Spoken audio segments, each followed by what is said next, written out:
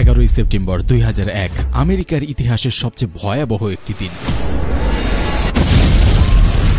এই দিন এক হামলায় প্রায় 3000 মানুষ প্রাণ হারায় এবং আমেরিকার অন্তত $1 ট্রিলিয়ন ক্ষতিগ্রস্ত হয়। আর এই হামলার পিছনে ছিলেন সৌদি আরবের এক বিলিয়নারের ছেলে উসামা বিন লাদেন। কিন্তু কেন এবং কিভাবে লাদেন বিশ্বের সবচেয়ে শক্তিশালী দেশ আমেরিকার উপর ইতিহাসের সবচেয়ে ভয়াবহ সন্ত্রাসী হামলা চালিয়েছিল? উসামা বিন লাদেনের জন্ম 1957 সালের 10 মার্চ সৌদি আরবের রিয়াদে এবং ধনী ও প্রভাবশালী পরিবারে তার জন্ম হয়। তার বাবা মোহাম্মদ বিন লাদেন ছিলেন ইয়েমেন থেকে আসা একজন শ্রমিক, যিনি সৌদি আরবে এসে কঠোর পরিশ্রম ও দক্ষতার মাধ্যমে বিশাল কনস্ট্রাকশন সাম্রাজ্য গড়ে তোলেন। মোহাম্মদ বিন লাদেনের প্রতিষ্ঠান সৌদি আরবের সরকার ও রাজ পরিবারের জন্য বড় বড় প্রকল্পের কাজ করত, যার মধ্যে রাস্তা, ব্রিজ, মসজিদ ও মক্কা মদিনার মতো পবিত্র স্থানগুলোর সংস্কারের কাজ এর মধ্যে অন্তর্ভুক্ত ছিল। এভাবেই মোহাম্মদ বিন লাদেন সৌদি আরবের একজন ধনী ও সম্মানিত ব্যক্তি হিসেবে পরিচিতি পান। কিন্তু উসামা বিন লাদেনের বাবা মোহাম্মদ বিন লাদেন 1967 সালে একটি বিমান দুর্ঘটনায় মারা যান। তখন উসামা বিন লাদেনের বয়স ছিল মাত্র 11 বছর। আর তখন উসামা বিন লাদেন তার বাবার সম্পত্তি থেকে প্রায় $30 মিলিয়ন উত্তরাধিকার সূত্রে পান। উসামা বিন লাদেনের বাবা মারা যাবার পর তিনি তার মায়ের সাথেই থাকতেন। ছোটবেলা থেকেই লাদেন ইসলাম ধর্মের প্রতি গভীর আকৃষ্ট ছিলেন এবং শান্ত, শিষ্ট ও ভদ্র প্রকৃতির ছিলেন। ওই সময় তার আচরণ ছিল সকলের কাছে প্রশংসিত এবং তিনি একজন ভালো ছাত্র হিসেবে পরিচিতি পেয়েছিলেন। প্রাথমিক শিক্ষা শেষ করার পর লাদেন 1976 সালে সৌদি আরবের জেদ্দায় কিং আব্দুল আজিজ বিশ্ববিদ্যালয়ে ভর্তি হন। যদিও সেখানে তার পড়াশোনার বিষয় ছিল ব্যবসায় প্রশাসন এবং অর্থনীতি, কিন্তু তিনি ইসলামিক আদর্শ ও রাজনীতির প্রতি গভীর আগ্রহী ছিলেন। এরপরেই তার সাক্ষাৎ হয় আব্দুল্লাহ আজমের সাথে। আব্দুল্লাহ আজম কিং আব্দুল আজিজ বিশ্ববিদ্যালয়ে ইসলাম শিক্ষা ও জিহাদ সম্পর্কিত বিষয় নিয়ে শিক্ষকতা করতেন। তবে আব্দুল্লাহ আজম ছিলেন একজন মুজাহিদিন নেতা। তার মূল লক্ষ্য ছিল মুসলিম বিশ্বের ঐক্য এবং যেখানে যেখানে মুসলমানদের উপর অত্যাচার এবং আক্রমণ হচ্ছে সেখানে তাদেরকে রক্ষা করতে বিশ্বজুড়ে মুসলিমদের একত্রিত করা। তিনি বিশ্বাস করতেন যে কোনো মুসলমান উম্মার উপর আক্রমণ হলে প্রতিরোধ করা প্রতিটি মুসলমানের নৈতিক দায়িত্ব। আব্দুল্লাহ আজমের দাওয়াত ও আত্মত্যাগের আহ্বান লাদেনের উপর গভীর প্রভাব ফেলে। আব্দুল্লাহ আজমের আদর্শ তাকে এমনভাবে প্রভাবিত করে যে তিনি ইসলামের সুরক্ষায় নিজেকে উৎসর্গের সিদ্ধান্ত নেন। আর তারপরেই উসামা বিন লাদেন আব্দুল্লাহ আজমের সঙ্গে সম্মিলিত হয়ে ইসলামের দাওয়াত ও মুসলিম উম্মার রক্ষা করার আহ্বান আরও জোরালোভাবে প্রচার করতে থাকে। সাল 1979 আফগানিস্তান একটি গুরুত্বপূর্ণ রাজনৈতিক ও সামরিক পরিবর্তনের মুখোমুখি হয়। সোভিয়েত ইউনিয়ন আফগানিস্তানের রাজনৈতিক পরিস্থিতির উপর নজর রাখছিল এবং সেখানকার কমিউনিস্ট সরকারকে সমর্থন দিতে আগ্রহী ছিল। আফগানিস্তানে পিডিপিএ ক্ষমতায় আসার পর সামাজিক সংস্কার পরিবর্তন করতে চেয়েছিল, যেমন জমি সংস্কার, নারী অধিকার এবং ধর্মনিরপেক্ষ শিক্ষা, কিন্তু তা মুসলিম জনগণের জন্য বিরোধিতার জন্ম দেয়। এদিকে সোভিয়েত ইউনিয়ন পিডিপিএ কে আরও শক্তিশালী করার জন্য 1979 সালে আফগানিস্তানে সরাসরি সেনা মোতায়েন করে, যা স্থানীয় জনগণের মধ্যে ব্যাপক ক্ষোভ ও বিরোধিতার সৃষ্টি করে। মুসলিম জনগণ তাদের ধর্ম ও সংস্কৃতির মূল্যবোধের উপর আঘাত মনে করে এটাকে প্রতিরোধ গড়ে তোলে এবং মুজাহিদরা ইসলামী আদর্শে সোভিয়েত ও কমিউনিস্ট সরকারের বিরুদ্ধে যুদ্ধ ঘোষণা করে। অন্যদিকে আমেরিকা কোনোভাবেই চাইছিল না যে সোভিয়েত ইউনিয়ন আফগানিস্তান দখল করে নিজেদের প্রভাব বিস্তার করুক, কারণ এতে সোভিয়েতরা ধীরে ধীরে মধ্যপ্রাচ্যের তেল সমৃদ্ধ দেশগুলো দখল করার চেষ্টা করতে পারে। এ কারণে আমেরিকা গোপনে মুজাহিদিনদেরকে অর্থ ও অস্ত্র দিয়ে সাহায্য করতে শুরু করে। তখনই এই যুদ্ধে এন্ট্রি হয় ওসামা বিন লাদেনের। তখন লাদেন আর আব্দুল্লাহ বিন আজম মিলে মাকতাব আল খেদমত নামের একটি সংগঠন তৈরি করে। এই সংগঠনটির কাজ ছিল বিভিন্ন দেশ থেকে মুজাহিদদের দাওয়াত দিয়ে পাকিস্তানে আনা এবং তাদেরকে প্রশিক্ষণ দিয়ে আফগানিস্তানে সোভিয়েত ইউনিয়নের বিরুদ্ধে যুদ্ধে পাঠানো এবং মুজাহিদিনদেরকে অর্থ সহযোগিতা ও অস্ত্র দিয়ে সাহায্য করা। এক কথায় মুজাহিদিনদের সমস্ত রকম সহযোগিতা করাই ছিল এই সংগঠনটির মূল কাজ। কিন্তু 1986 সাল আসতে আসতে লাদেন বুঝতে পারে এভাবে কাজ হবে না, তাই সে আফগানিস্তানে নিজস্ব ক্যাম্প তৈরি করতে শুরু করে আর নিজেই তাদের প্রশিক্ষণ দিতেও শুরু করে।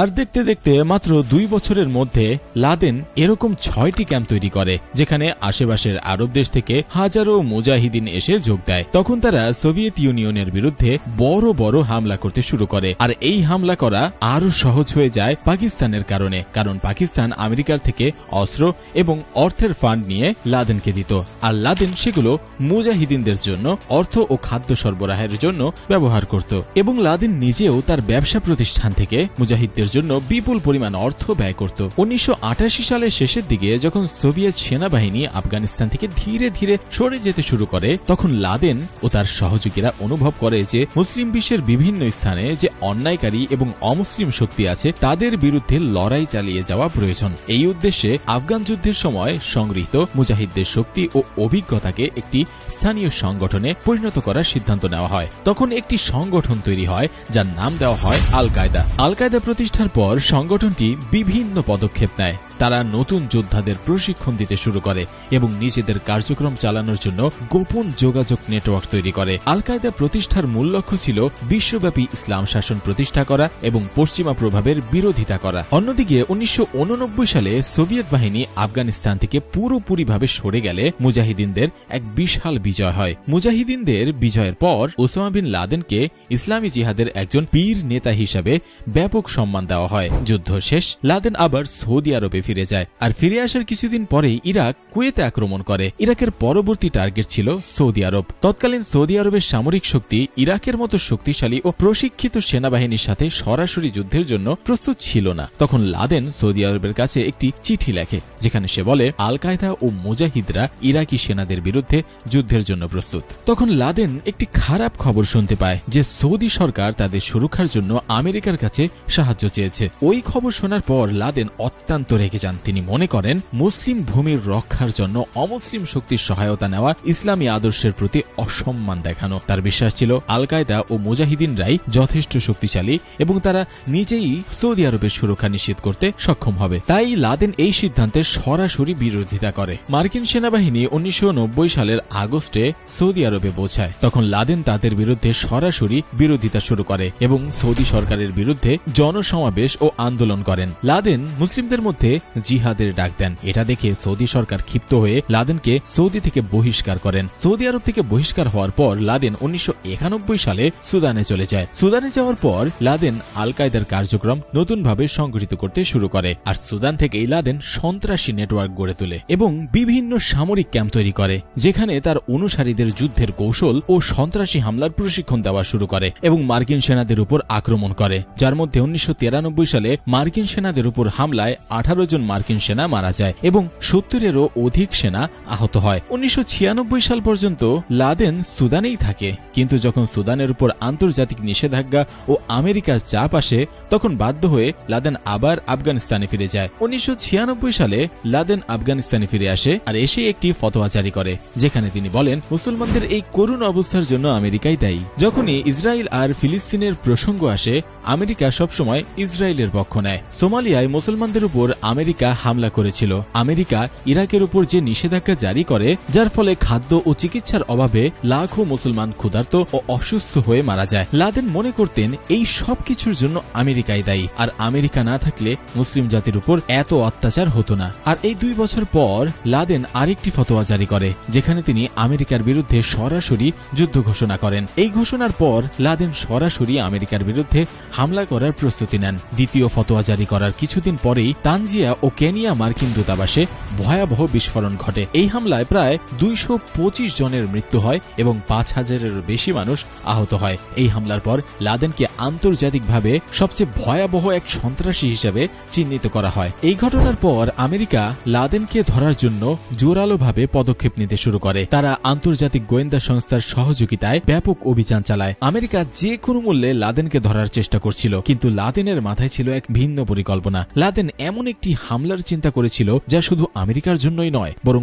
পুরো বিশ্বের জনগণের জন্য একটি বার্তা হবে। এটি তার উদ্দেশ্য ছিল এমন এক ভয়াবহ হামলা করা যা আমেরিকাকে আতঙ্কে ফেলে দিবে এবং ফিলিস্তিন সহ মুসলমানদের উপর চলমান অত্যাচারের বিরুদ্ধে তাদের যত সহযোগিতা করা আছে তা সব বন্ধ করতে বাধ্য হবে। আর এই পরিকল্পনার পরে লাদেন তার অনুসারীদের প্রশিক্ষণ দিতে শুরু করে। হামলার প্রায় 1 বছর আগে 19 সন্ত্রাসীকে আমেরিকায় পাঠানো হয়। তারা সেখানে প্লেন চালানো শিখে এবং এক শহর থেকে অন্য শহরে বারবার ফ্লাইট নিয়ে ভ্রমণ করতে থাকে, যাতে হামলার দিন সবকিছু নির্ভুলভাবে সম্পন্ন করা যায়। এরপরই আসে সেই ভয়াবহ দিন 11 সেপ্টেম্বর 2001। ওই দিন সকাল 8টার দিকে আমেরিকা আমেরিকার 4টি যাত্রীবাহী বিমান হাইজ্যাক করা হয়। প্রথম 2টি বিমান ক্র্যাশ করা হয় ওয়ার্ল্ড ট্রেড সেন্টারে, তৃতীয়টি পেন্টাগনে এবং চতুর্থ বিমানটি পেনসিলভেনিয়ার একটি মাঠে বিধ্বস্ত হয়ে পড়ে। এই এক হামলায় প্রায় 3000 মানুষ মারা যায় এবং 6000-এর চেয়েও বেশি মানুষ আহত হয়। ওই এক হামলা বিশ্ব রাজনীতির মোড় ঘুরিয়ে দেয়। 4 দিনের জন্য আমেরিকার স্টক মার্কেট শাটডাউন হয়ে যায় এবং 2 দিন পর্যন্ত আমেরিকার সমস্ত ফ্লাইট বন্ধ থাকে। ওই দিন পৃথিবীর ইতিহাসে প্রথমবারের মতো মানুষ টিভিতে সরাসরি সন্ত্রাসী হামলা দেখেছিল। আর এই হামলার পরেই আমেরিকা তালেবানের কাছে লাদেনের খোঁজ চায় এবং আফগানিস্তানে থাকা আল কায়দার সমস্ত ক্যাম্প এবং নেটওয়ার্ক ধ্বংস করার আদেশ দেয়। কিন্তু তালেবান আমেরিকার দাবি মানতে অস্বীকার করার কারণে আমেরিকা সরাসরি আফগানিস্তানে সামরিক অভিযান শুরু করে এবং আল কায়দার সমস্ত ক্যাম্প এবং নেটওয়ার্ক ধ্বংস করে দেয়। কিন্তু লাদেনের কোনো খোঁজ পাওয়া যায় না। এরপর থেকেই শুরু হয় লাদেনকে ধরার অভিযান। 2001 সালের সেপ্টেম্বরে আমেরিকার প্রেসিডেন্ট জর্জ ডব্লিউ বুশ ঘোষণা করেন লাদেনকে ধরার জন্য $25 মিলিয়ন পুরস্কার দেওয়া হবে। কিন্তু বছরের পর বছর পেরিয়ে গেলেও লাদেনের কোনো সন্ধান পাওয়া যায় না। অবশেষে 10 বছর পর 2011 সালে পাকিস্তানের আবতাবাদ শহরে লাদেনের সন্ধান পাওয়া যায়। এরপর আমেরিকার নেভি সিলের একটি সফল অভিযানে 2011 সালের 2 মে ওসামা বিন লাদেনকে হত্যা করা হয়। লাদেনকে হত্যার 24 ঘন্টার মধ্যে তার দেহ সমুদ্রে দাফন করে দেওয়া হয়।